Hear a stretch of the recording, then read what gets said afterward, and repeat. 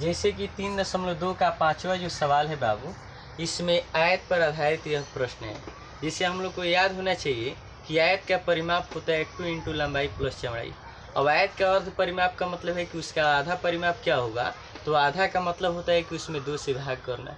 तो आयत का अर्ध परिमाप निकालना होगा तो क्या करेंगे, पूरा जो परिमाप दिया है उसमें हम लोग 2 से क्या करेंगे, भाग कर देंगे, तो अर्ध परिमाप प्राप्त हो जाएगा।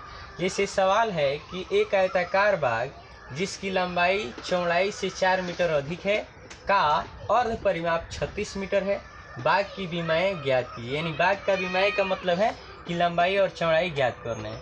तो सबसे पहले बाबू हम लोग हल लिखेंगे और लिखने के बाद से हम लोग जानेंगे, सबसे पहले इसको मानेंगे कि माना कि आयताकार बाग का लंबाई बराबर x मीटर तथा आयताकार बाग का चौड़ाई बराबर y मीटर। अब बाबू हम लोग प्रश्न से चलेंगे क्योंकि इसमें 2 भाग दिखाई दे रहे हैं। एक तो लंबाई चौड़ाई से 4 मीटर अधिक है, एक पहला प्रश्न का भाग हो गया, और दूसरा है कि इसका का अर्ध परिमाप 36 मीटर है। यानी कहने का मतलब यही जो आयताकार बाग है इसका अर्ध परिमाप कितना है बाबू, 36 मीटर। तो इसका बीमा ज्ञात करना है। तो 2 गो जब सवाल है तो बारी बारी से दोनों को हम लोग इस पर समीकरण को बनाएंगे और उसके बाद से इस बीमा को ज्ञात करेंगे। प्रश्न के पहले भाग से कह रहे हैं कि जो लंबाई है तो लंबाई x है, चौड़ाई है यानी y है। तो लंबाई से चौड़ाई 4 मीटर अधिक है, यानी लंबाई से यह चौड़ाई कितना अधिक है बाबू, 4 मीटर। तो अधिक का मतलब है कि उसमें जुटेगा और कम का मतलब है कि उसमें से घटेगा। तो लंबाई से चौड़ाई 4 मीटर अधिक है, यानी लंबाई x है और चौड़ाई y है। तो y में 4 को जोड़ देंगे तो लंबाई से 4 मीटर अधिक हो जाएगा। यानी प्लस है y, LHS में आएगा तो माइनस y होगा, यानी x माइनस वाई बराबर 4, समीकरण 1 होगा। अब प्रश्न के दूसरे भाग से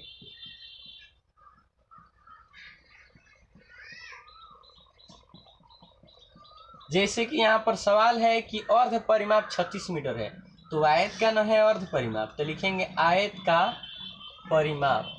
तो आयत का परिमाप बाबू क्या होता है, आप लोग को अभी तुरंत बताए हैं, 2 इंटू लंबाई जोड़ चौड़ाई होता है।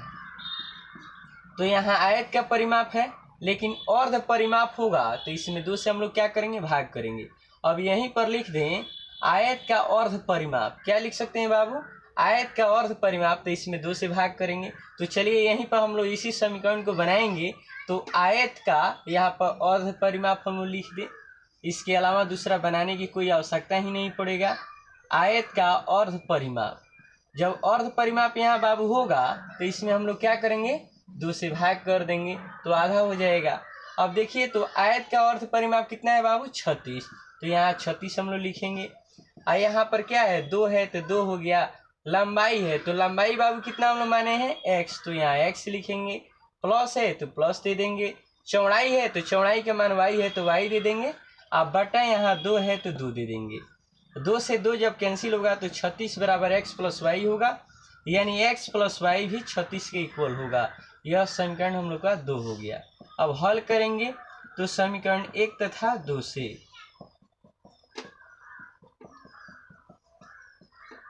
पहला जो समीकरण है यह है x माइनस वाई बराबर 4, दूसरा जो समीकरण है x प्लस वाई बराबर 36 है।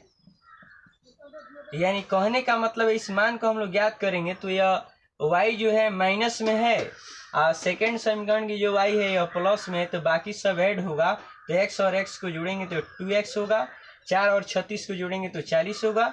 यदि 2 से 2 जो है LHS में जो है गुना है, RHS में जाएगा भाग में, यानी 40 में 2 से हम लोग भाग करेंगे तो 20 प्राप्त हो जाएगा। इसके अलावा हम लोग को मान निकालना है y का।